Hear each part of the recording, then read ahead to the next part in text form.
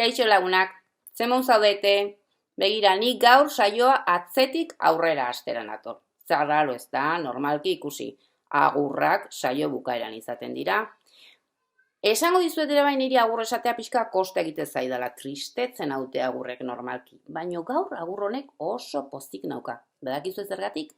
Badakidalako orain badauzkazuela gurekin txontxongiloak egiteaz gain plan izugarri onak. Adibidez, bizikletan ibiltzera joatea, edota mendi bueltatxo bat egitea, patinarekin ibiltzea. Gurekin asteak eman dituzue txontxongiloak egiten, baino dagoeneko plan guzti horiek egin ahal ditzakezuenez, badakigu bide honetik goazela. Eta oraindik segurtasun neurriak errespetatuz bada ere, pixkanaka normaltzen ari zaigula egoera. Guri topiken ere hoixe gertatu zaigu eta aste honetan gure museoko ateak zabalduko ditugu. Eta beraz, hemen pantaiaz pantaia aurkitzeaz gain, seguro Laister museoan edo etxean berriro elkarri ikusten dugula. Eta txontxongiloak egiteko parada pila izango ditugula. Eta halako, besarrekada handiak emango dizkiogula elkarri.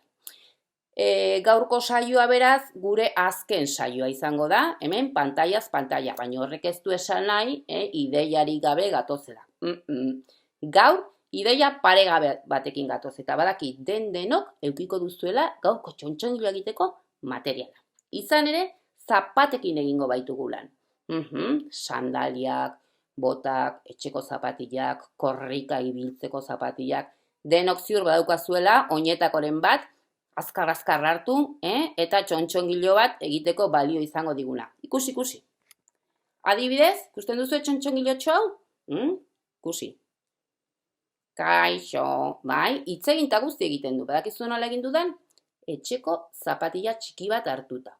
Zapatillatxo honen zuloa txontxongiloaren aho gisa erabili dut, eta nire esku guztiak txontxongiloa har dezakenez, mugimendua eman diezaioket, bere ahoa mugi dezan.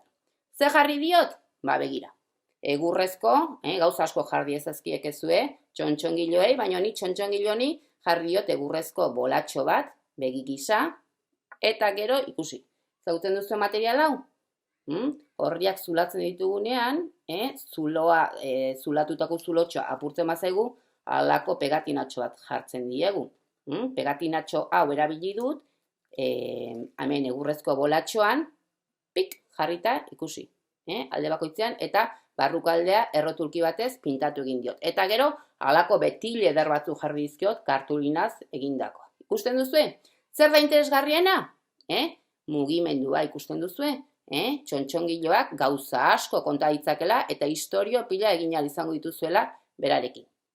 Hau, etxeko zapatilla txiki batekin egindako txontxongilo bada.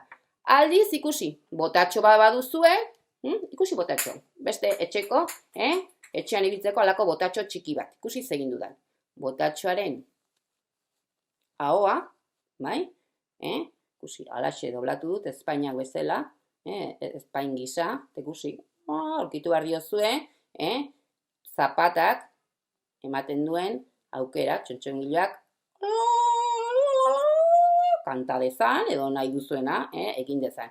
Nik kasuenetan jarri dizkiot halako pegatinatxo batzuk, badakizue askotan erabiltzen ditugun, pegatinatxoak begi gisa, baina seguru asmatzen duzuela moduren bat, begiak markatzeko. Ze gehiago, ikusi, adibidez, sandalia hau, ikusten duzue sandalia hau?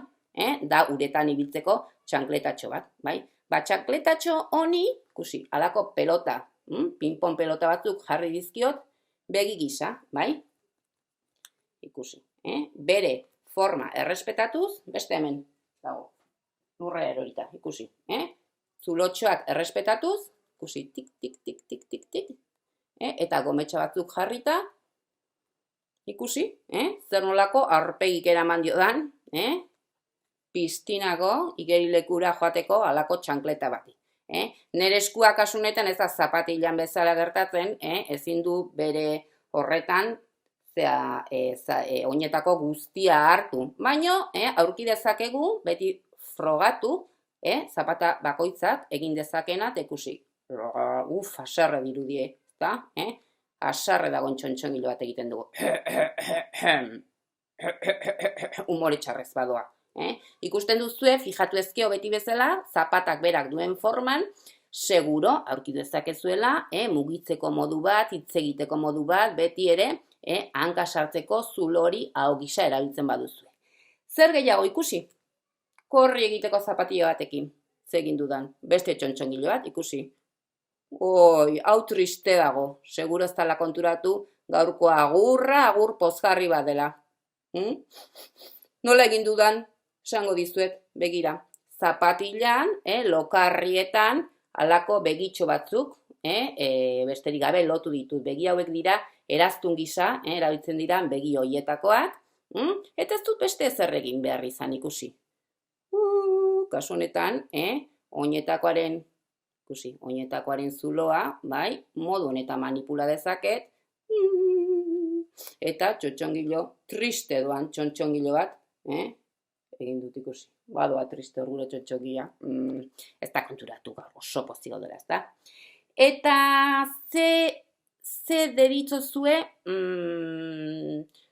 ondatutako oinetako batekin zeozer egiten badugu. Izan ere begira, nik banuen hemen bota zar bat, botatzera nindoana, eta begira egin dudan. Ikusten duzue?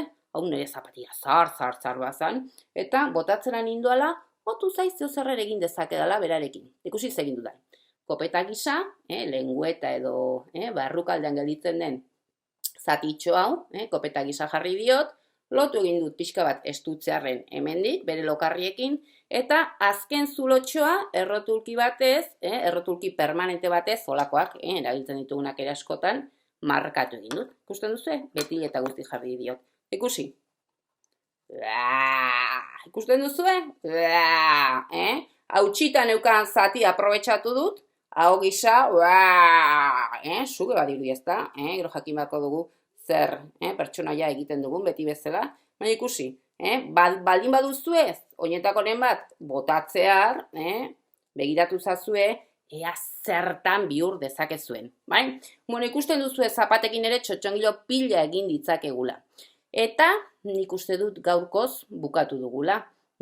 Esan bezala, hemen jarraituko dugu topiken, hemen pantaiaz pantaia aritu garen bezala, topiken aurkituko gaituzue edo zer gauza dela, idazli ezagukezue, edo eta gure sare sozialetan, Twitter, Facebook, Instagram, eta horietan ere, zeo zer behar duzue, antxe gaude beti, edo web horrian, jarrai gaitzakezue, eta espero dut laster aurrez aurre, ez hola pantaian egiten dugun besarka handi bat, eta benetako besarka handi bat emateko aukera eukitzea. Oso ondo pasatu guzuekin, mila esker primeran egin dugu denon artean, eta muxo undia bidaltzen dizuegu hemen dikola. Agur bihotzak, laster arte.